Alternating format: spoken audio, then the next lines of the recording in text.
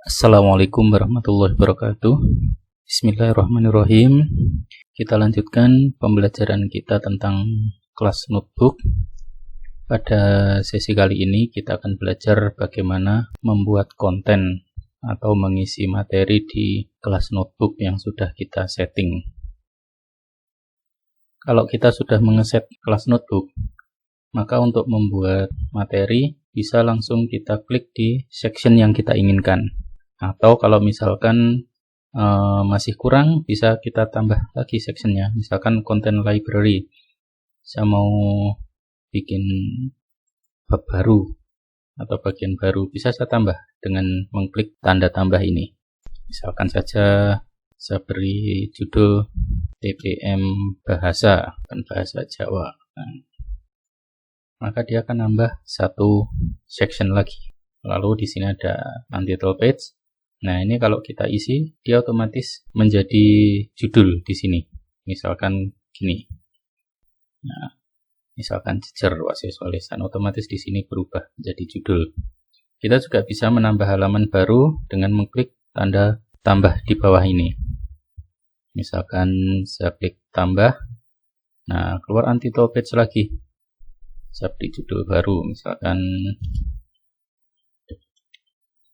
Cangkriman. Satu lagi untuk menambah halaman baru atau catatan baru pada kelas notebook ini bisa melalui channel apabila kelas kita ada channelnya. Misalkan ini ada IPA, saya klik channel IPA, maka kita lihat di bagian atas ini ada notes. Kalau ini saya klik, otomatis akan membuat catatan. Nah, seperti ini, karena belum ada note baru, maka muncul seperti ini. Saya bikin catatan baru di sini. Ya, saya kasih judul, misalkan ciri khusus hewan. Saya enter. Sekarang kita lihat efeknya atau pengaruhnya. Ketika saya balik ke general lagi, lalu saya lihat kelas notebooknya, di collaboration space ada tambahan tab, yaitu catatan IPA atau IPA Notes. Ini saya klik, maka muncul tadi yang saya buat, ciri khusus hewan. Demikian juga kalau channel-channel yang lain kita buat, maka otomatis catatan di masing-masing channel tadi akan muncul di collaboration space. Nah, sekarang kita coba isi ciri khusus hewan. Nah, ini begitu saya mengklik di sini, dia akan otomatis melebar untuk memudahkan kita membuat catatan isi. Kalau masih kurang luas, kita klik tanda expand yang ada di pojok ini, maka dia akan melebar lagi. Sebetulnya menulisi catatan di kelas notebook ini hampir sama dengan menulis di Word ya. Jadi saya yakin Ustadz dan Ustadzah sudah cukup familiar. Di sini ada tombol clipboard ini untuk copy paste, tapi biasanya kalau kita pakainya di web ini kadang nggak fungsi. Jadi kita pakainya shortcut saja, pakai Ctrl C, Ctrl V. Lalu di sini untuk memilih font, memilih ukuran, bold, italic, underline, dan seterusnya, bisa Ustadz dan Ustadzah explore sendiri. Nah, yang membedakan dengan Word, tata letak di kelas notebook ini relatif bebas. Jadi kita bisa mulai ngetik dari mana saja. Misalkan di sini, saya klik di sini, misalkan seperti ini, atau saya tulis di sini.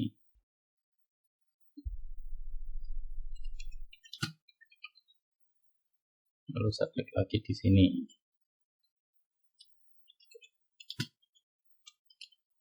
Dan seterusnya. Nah, ini relatif mudah. Nah, setiap kali kita menempatkan kursor, dia membentuk semacam text box gitu ya. Sehingga misalkan kita mau bikin mind map itu relatif mudah dengan kelas notebook ini. Kemudian ini ada font formatting, bisa Ustadz dan Ustadzah explore sendiri macam-macamnya. Nah, tambahan yang mungkin tidak ada di Word, yaitu di sini ada tag. Nah, ini bisa kita lihat ada untuk tentang, lalu tanda important, question, dan sebagainya ya.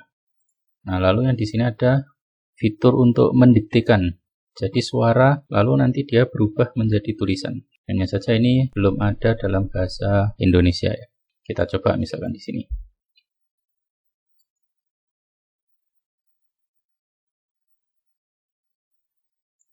I want to go. Nah, saya bilang gitu, dia otomatis ngetik.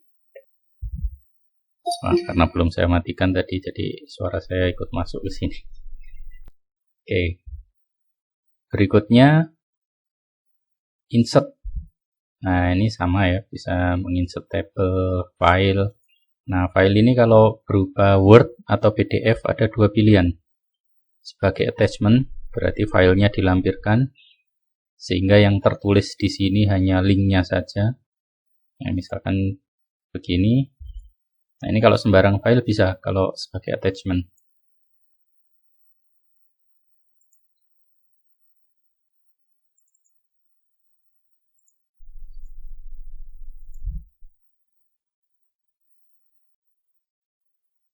Nah, sehingga munculnya link seperti ini. Atau bisa juga file tersebut kita ambil isinya. Ini khusus, nah ini insert file printout, khusus untuk file yang tipenya Word atau PDF. Oke, kita coba.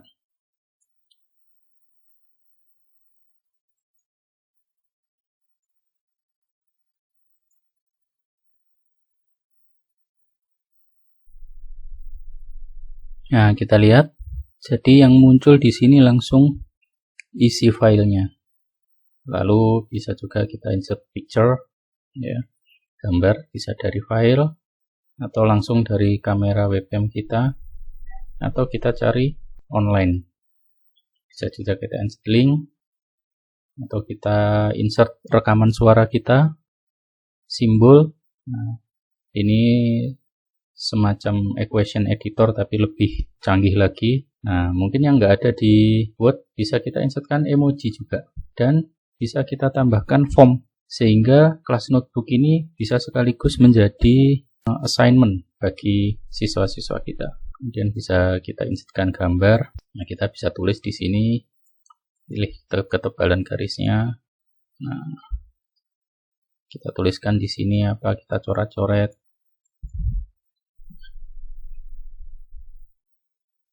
Kemudian kita bisa ubah warna halamannya dan sebagainya. Bisa dieksplor sendiri oleh Ustadz dan Ustadzah semua ya. Apapun yang kita rubah di sini otomatis tersimpan. Jadi Ustadz dan Ustadzah nggak usah bingung cari tombol save-nya mana gitu. Untuk mengedil gimana? Ini tinggal kita klik kanan, nanti ada pilihan. Nah, delete page, kita hapus saja. Delete. Sekarang empty. Saya mau tambah misalkan. Kembali saya tuliskan di sini.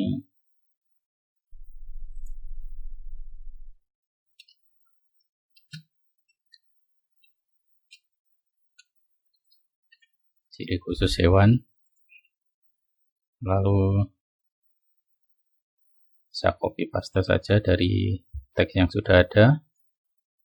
Pakai Ctrl C. Lalu Ctrl V di sini. Nah, sekarang misalkan di bawahnya mau saya tambahi form untuk menguji pemahaman anak-anak, bisa langsung. Ya, jadi dari insert saya tambahkan form di sini. Ya, saya pilih aja new quiz.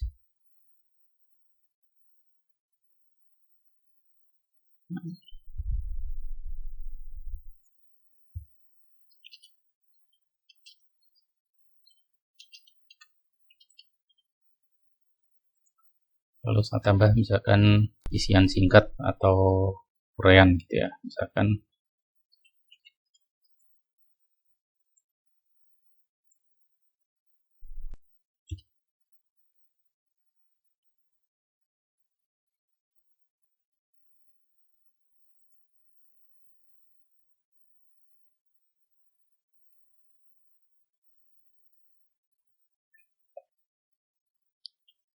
nah, kalau sudah tinggal kita insertkan aja.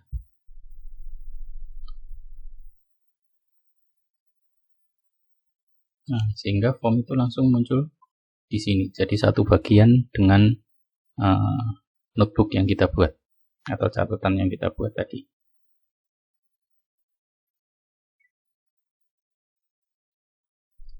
Oke, kalau sudah kita tutup.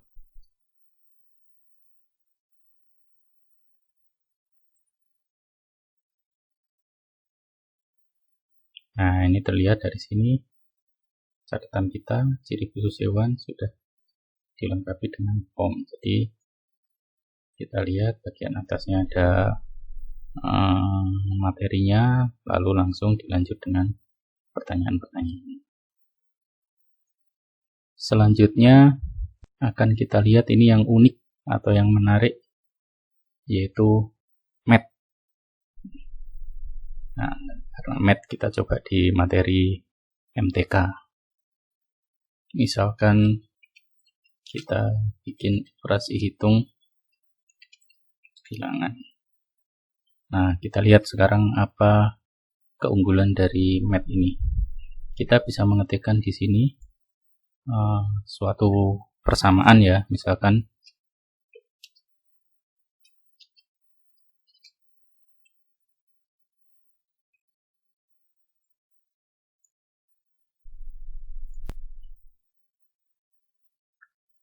misalkan kita nulis suatu persamaan. Ini sepertinya kalau saya coba hanya bisa persamaan operasi hitung, kemudian persamaan dengan satu variabel, dua variabel ya, X sama dengan titik-titik Y dan seterusnya. Nah, kemudian di sini ada select action, apa yang ingin dia lakukan. Misalkan evaluate, menghitung, ya, kemudian memfaktorkan, mencari faktornya, membulatkan batas bawah dan batas atasnya. Oke, misalkan kita pilih evaluate. Nah, dia akan keluar jawabannya. Yang menarik di sini kalau kita klik show step ini, dia akan keluar langkah-langkahnya.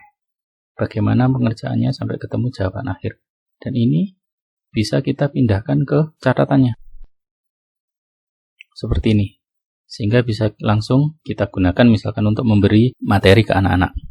Kasih contoh soal, di situ sudah lengkap ada caranya, mungkin tinggal kita bahasa Indonesia kan ya.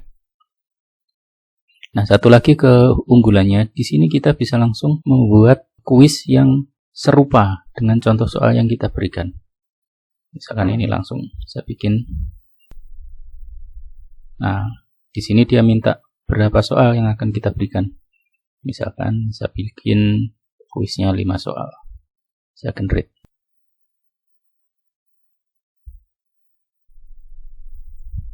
Nah, kita lihat. Dia otomatis bikin soal yang modelnya serupa dengan yang sudah kita berikan di awal. Sehingga kita tidak susah-susah membuat soal latihan. Kalau posisinya kurang pas, ya tinggal kita geser. Nah, seperti ini misalkan. Bagaimana? Menarik kan? Yang perlu diketahui bahwa fungsi matematika ini hanya berfungsi apabila setting bahasa pada Microsoft Teams-nya kita bikin bahasa Inggris. Saya sudah coba, settingnya saya rubah ke dalam bahasa Indonesia, maka solution step sama membuat kuis ini tidak muncul. Yang muncul hanya mengubah ketikan kita menjadi teks matematika. Oh ya, satu lagi. Fungsi math ini juga bisa kita gunakan untuk tulisan tangan. Dia mengenali tulisan tangan. Misalkan begini. Saya tulis di sini 2 kali 3 tambah 5 sama dengan. Lalu saya select pakai ini.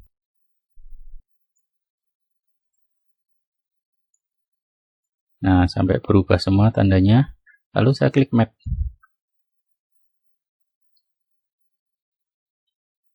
Nah, otomatis akan berubah menjadi persamaan matematika. Kalau ini ada tulisan into math-nya ini saya klik, maka tulisan tangan saya tadi akan berubah menjadi ketikan. Nah, seperti ini. Lalu sama bisa juga saya minta dia untuk mengevaluasi, menunjukkan hasilnya, menunjukkan langkah-langkahnya. Ini bisa saya tarik juga ke sini. Bisa saya bikin kuis lagi. Baik, itu cara menulis atau mengisi atau membuat konten di kelas notebook. Terima kasih atas perhatian Ustadz dan Ustadzah semuanya. Kita akan berjumpa kembali pada sesi berikutnya. Assalamualaikum warahmatullahi wabarakatuh.